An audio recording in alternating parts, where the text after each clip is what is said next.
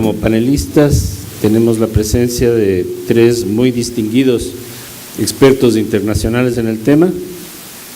La primera ponencia la realizará Enrique Dussel-Peters, profesor de la UNAM, quien tratará el tema Empresas Públicas Chinas, ¿cómo entenderlas?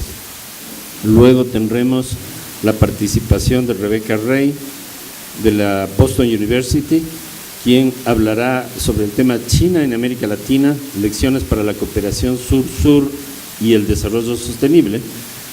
Y finalmente tendremos la participación de Paulina Garzón, quien trabaja en Washington y ha realizado una labor de muchos años sobre las inversiones chinas en América Latina y tratará justamente sobre este tema con la ponencia Las inversiones chinas en América Latina, ¿existen reglas de juego? Muy bien. Entonces, estas serán las tres presentaciones centrales de este primer panel. Entiendo que si cada uno de los participantes puede disponer de un tiempo de 20 minutos, es adecuado y eso nos permitirá al final tener algunos minutos adicionales para las preguntas del público. Entonces, dicho esto, entiendo que los proyectores ya están instalados y van a estar operacionales muy pronto. Entonces, yo quisiera concederle la palabra al profesor Enrique Dussel. Falta un control para… No sé. Hay un control remoto para la presentación. Porque los panelistas tienen presentaciones en PowerPoint y parece que… Pero empezamos, Sí. Digo, hay vida sin PowerPoint. Empezamos, ahí está. Y ahora no. Bueno, en todo caso podemos aprovechar el tiempo y comenzar la presentación inmediatamente. Ya está. Y falta el control. Pero empezamos, ¿no? Bueno, muy buenos días, muy agradecido por la invitación, muy agradecido con la Fundación Rosa Luxemburg y muy contento de estar en la Universidad Andina y de poder compartir con ustedes un grupo de reflexiones sobre este tema de cómo comprender. Le digo la próxima. Fantástico. Entonces, muy contento de poder compartir un grupo de reflexiones. La siguiente, por favor. Sí, la siguiente. Yo quisiera compartir… No funciona. A ver quién tiene el dedo de oro para… Ahí estamos. No se fue… Ahí está. Yo lo que quisiera compartir con ustedes son un grupo de referencias, antecedentes, me parece que relevantes para llegar a estas reflexiones. Con mucho gusto dejo la presentación con ustedes.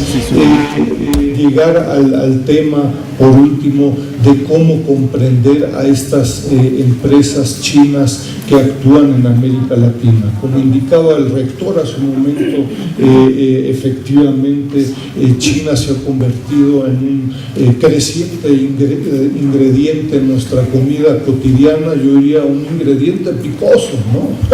Es decir, está generando debates, discusiones desde múltiples perspectivas. La siguiente, por favor. Las reflexiones, yo les diría, son con base en debates, discusiones que estamos llevando a cabo en la Red Académica de América Latina y el Caribe sobre China. Es un grupo, hoy en día 350 miembros, trabajando, discutiendo temas sobre inversión, comercio, cultura, historia, pero también temas de política, medio ambiente. Los invito mucho a integrarse. La siguiente, por favor, a estas discusiones. Hemos sacado docenas de documentos, todos son públicos, estadísticas con cubanos, argentinos, chinos y gente de muchos lados. La siguiente, por favor. Una bibliografía que me parece que puede interesarle a algunos de ustedes para compenetrarse en este tema, una más. Me parece que en términos de antecedentes, y yo diría, a ver, esta visión, perspectiva, comprensión de las empresas chinas es claramente una visión latinoamericana. Es decir, hemos visitado, hecho análisis, estudios en los últimos 10 años de empresas chinas en América Latina y en China, y colegas chinos, colegas berlineses, colegas australianos, es muy probable que tengan una impresión diferente, un análisis diferente de las empresas chinas. Yo me gustaría con ustedes, yo les diría en términos de antecedentes, compartir un grupo de elementos que son importantes para comprender a las empresas chinas, y destaco, yo no le pongo ni bueno ni malo, los adjetivos se los dejo a ustedes, ¿no? Un grupo de aspectos relevantes, ¿no? Uno, yo les diría, al respecto hemos escrito varios documentos, es el concepto de la omnipresencia del sector público chino. Si podemos ir a la siguiente, por favor. El sector público en chino, y esto como reflexión de haber analizado en los últimos 20 años, yo les diría varias docenas de cadenas de valor en América Latina vis-a-vis China, el concepto de sector público me parece muy significativo. No de un capitalismo de Estado, hay colegas que tienen ahí el concepto de Maonomics, ¿no? Yo sustituiría, invitaría a sustituir el concepto de Estado por el sector público. Y desde una perspectiva latinoamericana, un colega chino me podrá decir, lógico, pues esto es lo que he vivido toda mi vida, etcétera. Desde una perspectiva latinoamericana llama la atención una muy particular dinámica entre el gobierno central, que uno diría es lo que uno conoce por parte del sector público, pero en donde las provincias, las ciudades y los municipios juegan un papel de enorme relevancia, ¿no? Es decir, en discusiones sobre comercio desleal, debates, acusaciones a China en la OMC, etcétera, lo que China plantea es el gobierno central tiene una participación cada vez menor en el Producto Interno Bruto y en otras variables. Ojo, eso no significa que la participación del sector público disminuya. En análisis y estudios que hemos hecho del sector bancario, de la cadena hilo textil confección, en la cadena autopartes automotriz y muchas otras, nos encontramos con que efectivamente la participación del gobierno central disminuye, pero la participación del sector público aumenta. Uno dice, bueno, ¿cómo me explico eso? Me lo explico porque las ciudades, las provincias y los municipios juegan un papel cada vez mayor. Estamos en diálogo, haciendo análisis con colegas chinos sobre la cadena, la tengo muy fresca, la cadena autopartes automotriz. 1 de 4 autos hoy en día a nivel global se producen en China. De los 10 principales productores chinos en China, no hay ninguno privado como nosotros lo conocemos en el resto del mundo. Ninguno es del gobierno central. Uno dice, bueno, son marcianos. No, no son marcianos, son todos públicos, pero ninguno del gobierno central. ¿Cómo se llama el principal productor de autos en China? BAIC, Beijing Automotive Industrial Corporation, propietario único de la ciudad de Beijing. El segundo, Shanghai Automotive Industrial Corporation, propietario único de la ciudad de Shanghai. Lo nuevo, volviendo al tema del ingrediente y volviendo a citar al señor rector, lo nuevo es que el sector público en estas cuatro instituciones compite entre sí. Desde una perspectiva latinoamericana, digo, estamos llenos la historia de América Latina, en fin, de intentos de producir autos y Frankensteins con 7 llantas, ¿no? No es el caso en China. Es decir, entre BAIC y SAIC y docenas de otros productores públicos compiten y se sacan los ojos. ¿Por qué todos los taxis de la ciudad de Pekín son de BAIC? Pues nos dirá el funcionario al nivel que quieran, pues de dónde quieres que sea, pues ni modo que sea producido en México. Oye, pero sale 3% más barato si lo traes de la Ciudad de México, de Shanghái, no me importa. Yo, como sector público, como ciudad, en esta empresa genero empleo, genero ciencia y tecnología, genero financiamiento, me vinculo con universidades, etcétera, etcétera, ¿no? Entonces, es una relación muy dinámica, muy sui generis, que es fundamental para saber con quién estás lidiando. Vuelvo al tema de la omnipresencia del sector público, veremos en un momento, porque la mayoría de las empresas, y repito y reitero, no pongo ni bueno ni malo, así lo diría es la China del 2017, te guste o no te guste. La mayoría de las empresas con las que América Latina trabaja, lidia, comercia, invierte, realiza proyectos de infraestructura, la gran mayoría son empresas públicas, ni bueno ni malo, pero tienes que saber pues, con quién estás comerciando, con quién estás invirtiendo, etcétera. Repito, los invito ahí a revisar este concepto de sector público que en la mayoría de los casos en América Latina no conocemos, ¿no? La siguiente, por favor.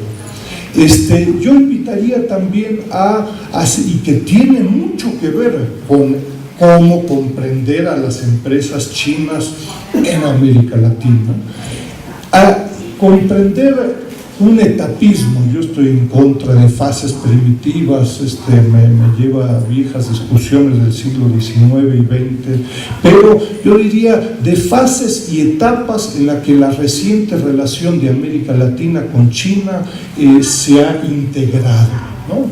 Porque me parece que en general cuando tratamos de analizar a China, pues hay una confusión absoluta, ¿no? Pues hay entre inversión, proyectos de infraestructura e inversión en infraestructura y el comercio, pues metemos peras, manzanas, naranjas, todos en un saco y al final no decimos nada, ¿no? Entonces, me parece que es importante comprender que la relación más reciente, podemos remontarnos a la NAO en el siglo XVI, yo estoy hablando de los últimos 20 años.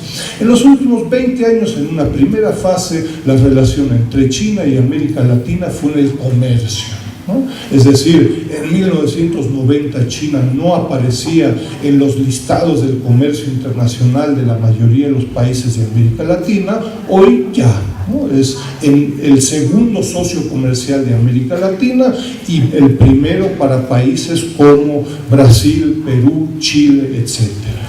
Y no es y en 2007-2008 China se ha convertido en una fuente de financiamiento significativa para América Latina. En países como Venezuela y Ecuador se ha convertido incluso en la principal fuente de financiamiento. Ahí Kevin Gallagher y Gary han hecho un trabajo muy sustantivo.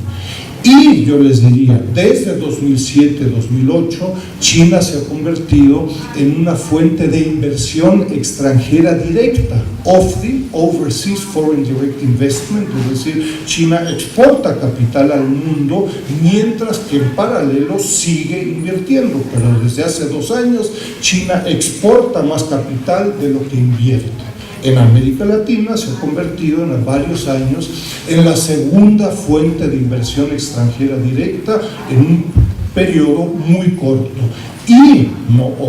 Y desde 2013, como resultado de una estrategia de la nueva ruta marítima de la seda, de un camino, un cinturón, China se ha convertido en una fuente de proyectos de inversión en América Latina muy importantes. Invito a tomar y separar con mucho detalle cada uno de estos elementos. Si mezclamos y no sabemos la diferencia entre inversión extranjera directa y proyectos de infraestructura, estamos bastante hechos bolas, ¿no? Entonces hay que ver las características de cada uno de estos de estas fases y cada una de estas tiene implicaciones de política a nivel puntual. Tengo todavía 8 minutos, entonces me voy a ir bastante rápido. En la presentación hay información sobre cada una de estas fases. Yo les diría, en cada una de estas fases China incluye nuevas posibilidades, pero masivos retos a América Latina, ¿no? Es decir, en el tema de comercio, verán ahí un par de estadísticas que al que le interesa se las dejo. En fin, China nos plantea hoy en día una relación en términos de valor agregado, en términos de productividad, en términos de nivel tecnológico. Pues China nos regresa al siglo XVI, ¿no? Si estuviera, siempre digo, y lo hemos analizado, si estuviera vivo Raúl Prebisch, tomaría el ejemplo de centro-periferia, la relación de América Latina con China. Y ojo, no estoy diciendo que los culpables sean los chinos ni los latinoamericanos, pero más nos vale, tanto a los chinos como a los latinoamericanos, que nos pongamos las pilas, porque una relación armoniosa mañana no lo va a ser si las bases hoy no son armoniosas. No se requiere un doctorado en nada para decir, oye, el 3% de las exportaciones de América Latina, el 3% tiene un nivel tecnológico medio y alto. 3%. El 70% de las importaciones de América Latina provenientes de China, 70%, son de nivel tecnológico medio y alto. Lo que a final de cuentas nos está diciendo es que América Latina exporta mineral, soya, carne, cobre, petróleo, gas, sin valor agregado. Y estamos importando de China telecomunicaciones, autos, autopartes, electrónica con creciente valor agregado. No se requiere doctorado en nada para decir esto no es armonioso, ¿no? Hay una agenda pendiente por parte de América Latina y de China para sobrellevar estos problemas. Todos los dos tienen corresponsabilidades. Y yo les diría, en el tema de la inversión extranjera directa, acá hemos hecho estudios a nivel de empresa, es decir, transacción por transacción. El tema del sector público vuelve a aparecer. Más del 80% de la inversión extranjera directa, Ecuador es el mejor ejemplo, más del 80%, 2000-2016, de la inversión extranjera directa de China hacia América Latina se realiza por parte de empresas de propiedad pública, ¿no? Entonces, de nuevo, pues más nos vale saber a quién estamos invitando, ¿no? Y volviendo a esta cuarta etapa, le hace proyectos de infraestructura, proyectos de llave en mano. China hoy en día está realizando en el mundo más de 1.200 proyectos de infraestructura y en América Latina alrededor de 100. Todas las empresas, sin excepción, todas son públicas, ¿no? Tuvimos en Sinohydro, es un buen ejemplo de una empresa pública, ¿no? La siguiente, por favor, otra más. Vamos a pasar 2 o 3 para ver la otra más, por favor, otra más, otra. Y yo les diría, los invito a revisar la presentación.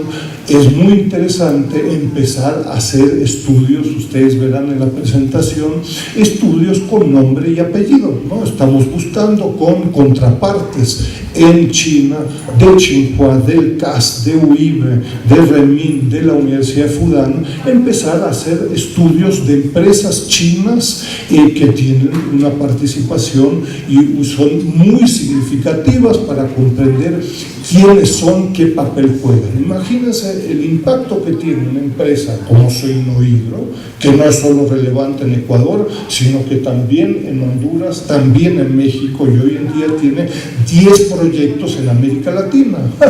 No vaya a ser que una empresa que hoy en día está empleando a más de 40,000 personas en América Latina tenga un efecto al menos tan significativo como el Ministerio de Relaciones Exteriores de China. Si Sinohydro tiene una buena estrategia, buenos resultados, buenos, etcétera, etcétera, la relación puede ser bastante armoniosa.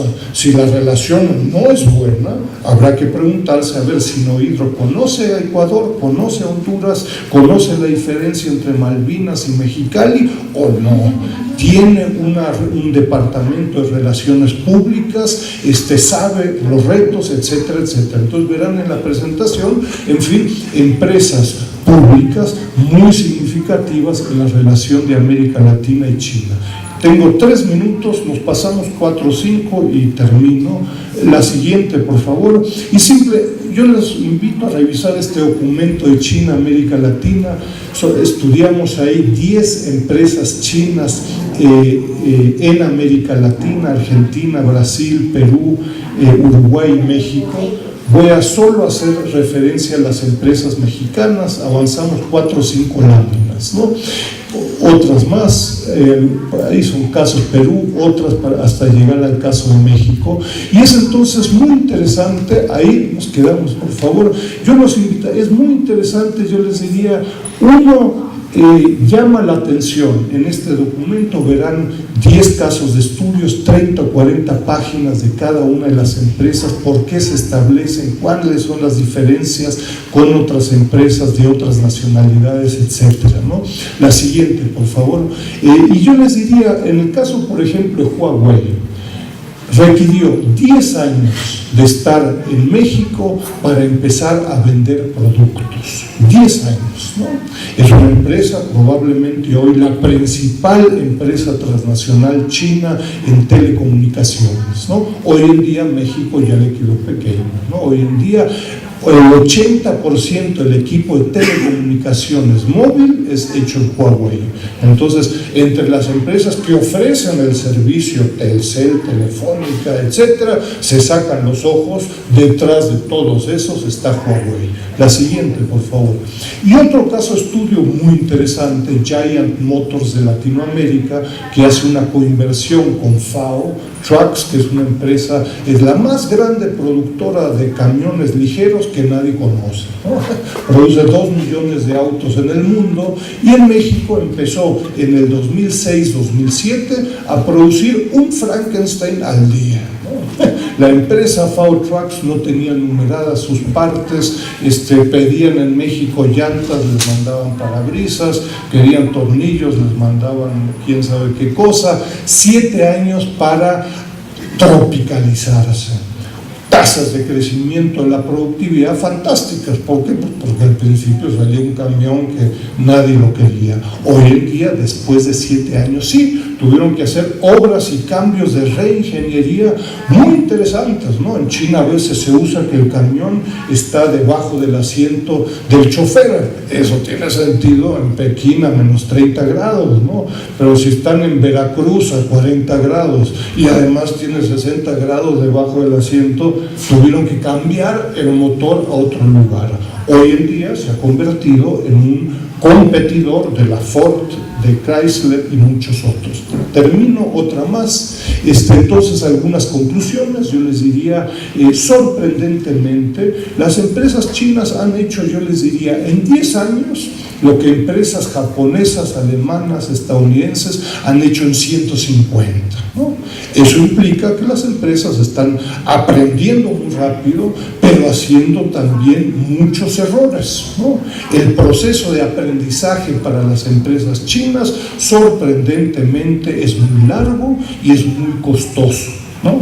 Costoso, es decir, ¿qué empresa va a decir, oye, quieres invertir en México y buena parte de América Latina?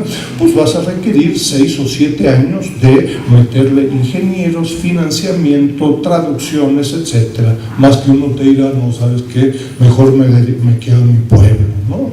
Segunda característica es el sector público. Y en muchos casos las empresas chinas, justo comentábamos ayer al respecto, buscan reproducir los parámetros y patrones de China. Es decir, lo primero que hacen es buscar su contraparte al sector público en México. Pero ¿qué crees? En México, existe corrupción. también en China, pero también en México. En buena parte de América Latina, claro, existe alternancia política, ¿no?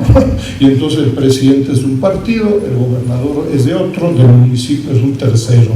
Entonces la contraparte china en muchos casos se hace bolas, y si además estos están cambiando a cada rato, dicen, oye, este país tropicoso pues es poco serio, ¿no?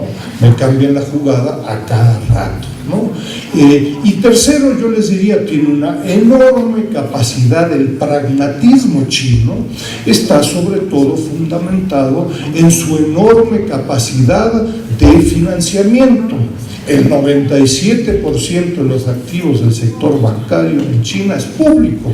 Entonces ahí hay una relación de financiamiento muy sui generis. Última conclusión, claro, al convertirse en buena parte de las empresas chinas que conocemos en América Latina, al ser parte del sector público, toda mala relación, maltrato, tensiones, debates, discusiones, huelgas, etcétera, tiene un impacto con el sector público, ¿no? Es decir, el tren rápido en México, que se canceló por corruptelas de la esposa del presidente en México, congeló la relación de México con China durante 2 años.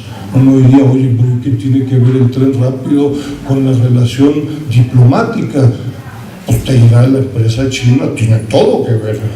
Si tú maltratas a mi empresa pública china, pues ¿qué parte no entendiste? Pues es parte del sector público, ¿no? Entonces, de nuevo, es importante comprender este diálogo, yo les diría, sobre qué son las empresas chinas. No estoy diciendo que son buenas ni son malas, pero son cualitativamente diferentes. Y si queremos atraer inversión, si queremos atraer proyectos de infraestructura, es muy importante crear grupos de trabajo especializados. La inversión china, los proyectos de infraestructura no son iguales los alemanes con los chinos, los de Estados Unidos y de otros lugares. Muchas gracias.